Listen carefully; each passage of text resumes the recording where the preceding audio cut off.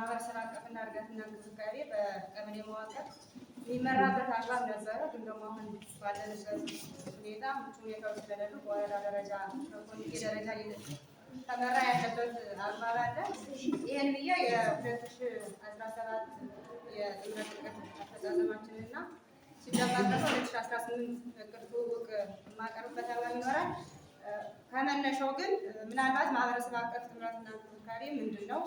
ዓላማውስ፣ ግቡስ ለምንስ ይውላል የሚለውን የተወሰነ ለግንዛቤ ያክል አብዛኛውን የወረዳ ተወካይ አስተዳዳሪዎች አዲስ ከመሆናችሁና ማህበረሰብ አቀፍ ድጋፍና እንክብካቤ ዓላማውን ላትረዱት ትችላላችሁ ብዬ ስለማስብ ለግንዛቤ ያክል የተወሰነ ከማህበረሰብ አቀፍ እንክብካቤና ድጋፍ አኳያ የተወሰነ ማለት ነው የምፈልግ። ይህም ብዬ የማህበረሰብ አቀፍ ድጋፍና እንክብካቤ ጥምረት ማለት ምን ማለት ነው ስንል የቀበሌ አደረጃጀቶችን መሰረት በማድረግ መሰረታዊነት በልዩ ልዩ ማህበረሰብ አቀፍ ተቋማትና በህብረተሰቡ በጎ ፍላጎት ተነሳሽነት ተመስርቶ የአካባቢውን ችግር በራሱ ለመፍታት በየደረጃው በመንግስትም ሆነ መንግስታዊ ባልሆኑ ተቋማት ቅንጅት የሚደገፍ ሀገር በቀል ለትርፍ ያልተቋቋመ ድርጅት ነው። አባል ማለት ምን ማለት ነው? የማህበረሰብ አቀፍ አባል ማለት ህዝቡ 18 እና ከዛ በላይ የሆነው ነው። የማህበረሰብ አቀፍ ተቋማት የምንላቸው ምንድን ናቸው?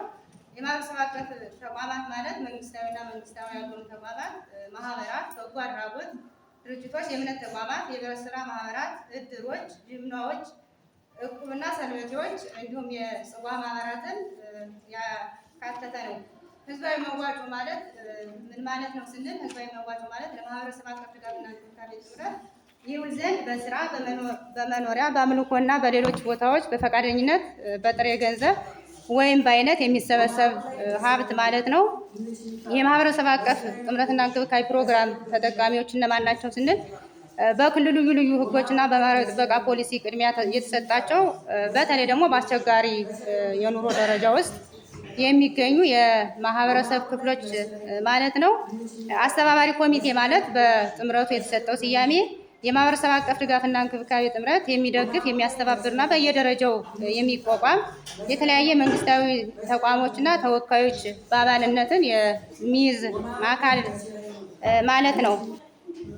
ድጋፍ ማለት በችግር ውስጥ ያሉ እና ተጋላጭ የሆነ የህብረተሰብ ክፍሎችን ለመደገፍ ለማቋቋም የሚከናወን ስራ ማለት ነው።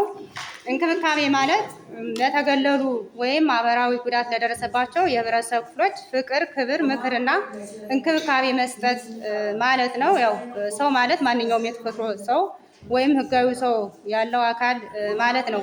ጠቅለል ሲል የማህበረሰብ አቀፍ ድጋፍና እንክብካቤ ማለት በማህበረሰቡ ውስጥ እጅግ ጎልተው የሚታዩ ማህበራዊ ችግሮች በህብረተሰቡ ሀብት፣ እውቀት፣ ጉልበት በመጠቀም የቀበሌ አደረጃጀት መሰረት በማድረግ በዋናነት በህብረተሰቡ በጎ ፍላጎትና ተነሳሽነት በሚመሰረት በየደረጃው ባሉ መንግስትም ሆነ መንግስታዊ ባልሆኑ ተቋማት በቅንጅት የሚደገፍ በደንበኞች የሚተዳደር ጥምረት ማለት ነው።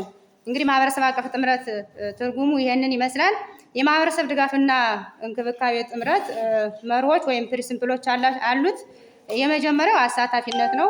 ሁለተኛው ግልጸኝነት፣ ቅንጅታዊ አሰራር መከተል፣ ታማኝነት፣ ዲሞክራሲያዊነት፣ አለማዳላት፣ መረጃዎችን መሰረት በማድረግ መስራትና ሚስጥር ጠባቂነት የሚሉት ናቸው።